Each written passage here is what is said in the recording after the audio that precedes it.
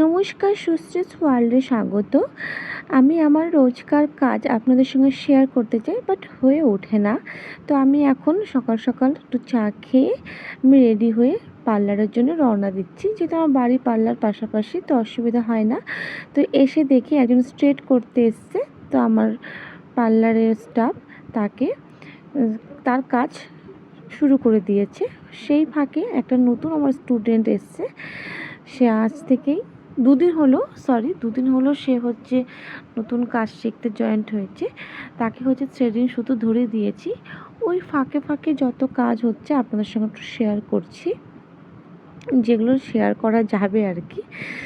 তো এবার পার্লারের মেয়েকেও হচ্ছে আমি শিখিয়েছিলাম যে দেখো ভুরু কী করে তুলতে হয়, তারপরে আই মাসাজ কী করে দিব যাতে একটু ক্লায়েন্ট রিল্যাক্স ফিল করতে পারে, সেগুলো সব শেখাচ্ছিলাম। তো দু একটা আমিও করেছি, দু একটা ওকে দিয়েও করেছি। দেখুন কত সুন্দর ও ফার্স্ট দিনে শিখিয়েছে, বেশ ভালোই করছে।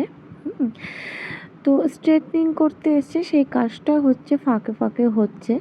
তো আমার হচ্ছে রোজ হয়ে ওঠে না আপনাদের সঙ্গে শেয়ার করা যে আমি সারাদিন পার্লারে কী কাজ করি না করি। তো ফোনটা যেহেতু কাউকে ধরে একটু দেখাতে হয় বা কাজে তাড়াহুড়োর জন্য হয়ে ওঠে না। যাই হোক, আমাদের স্ট্রেটনিং শ্যাম্পু করে স্ট্রেটনিং ক্রিম অ্যাপ্লাই করে হেয়ার ওয়াশ হচ্ছিল, সেই ফাঁকে একটা ভাস্তি এসছে, ও হেয়ার কাটিং করবে। আমাকে ছাড়া কারো কাছে করবে না, ওর কাকু একবার নিয়ে ঘুরিয়েছে, আমার কাছে হেয়ার কাটিং করবে। তো ওর কিছু কথা শুনুন কি বলছে, নাকি অন্য জায়গায় ভয় করে। এটা কথা হচ্ছে আসল, যেখানে ভালো লাগে। আর চিরুনি দেখে মানে কিছুই না, ওর সুশ্রী পিপির কাছেই ওর আসতে হবে হেয়ার কাটিং করতে, ও আমাকেই ভালো লাগে।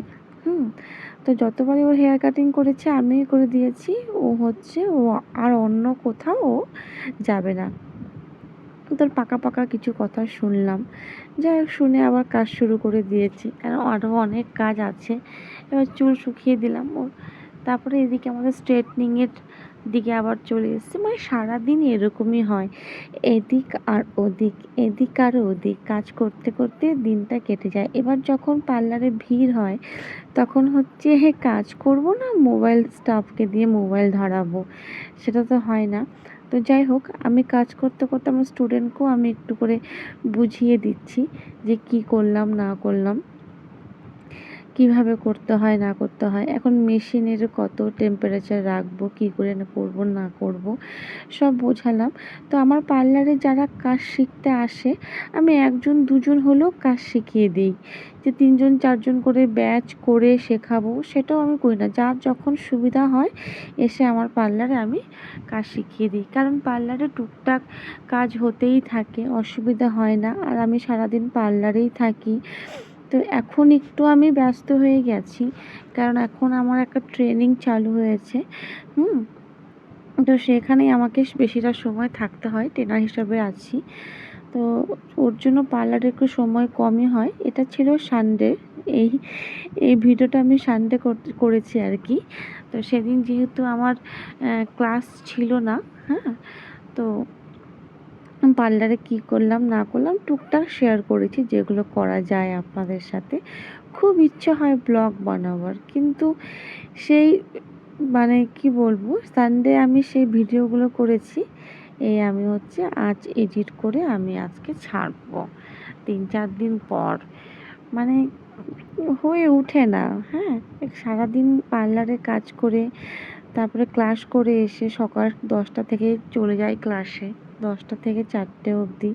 তারপরে বাড়িতে এসে নিজে ফ্রেশ হয়ে দোকানে এসে বসা, এগুলো করে হয়ে ওঠে না।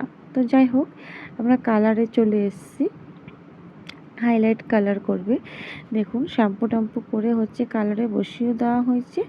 আর সম্পূর্ণ চুলে করবে না বলেছে, ভেতর ভেতর থেকে এরকমই 5টা চেন করেছে, তো সেটাই আমরা করে দিয়েছি। তারপর উপরের চুলটা যে ওটা ছেড়ে দিলে পরে জাস্ট ভেতরে যেভাবে দেখিয়েছে ক্লায়েন্ট সেভাবেই করে দিয়েছি। ক্লায়েন্ট হ্যাপি তো আমরাও হ্যাপি।